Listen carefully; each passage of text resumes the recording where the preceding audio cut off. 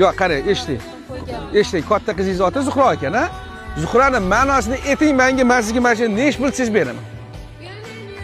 Ma'no bor-ku, masalan, hamma narsada Madinaning ma'nosi ozoda, go'zal degan ma'noni beradi. Masalan, mana sizning ismingizga ham ma'nosi bor. Zuhroning ma'nosini aytingda, mana shuni olib ketaman. Hozir nimaga asoslanib qo'yilgan shu narsa? Menga ma'nosini aytingda, aytgan pulingizga olib keting. Siz bilan shunaqasiga savdo qilamiz. Yo'q, payg'ambarimiz sollallohu alayhi vasallam qizlarining ismi Fatima bo'lgan. Fatima onamiz bo'lganlar. Ularga qo'shimchasiga mayli shahar beraman sizlarga, faqat aytganimga olasiz endi siz. Endi men sizga aytib beraman.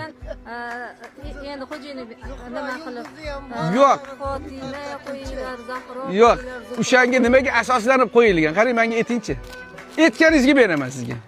1000 so'm bersangiz 1000 so'mga beraman shuni. Yo, o'zi aytyapman-da.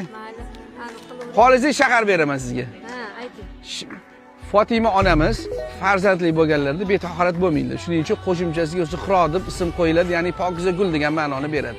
Ha, pokiza gul. Pokiza gul degan ma'no beradi. Ana. Endi bunga 220 ming ber.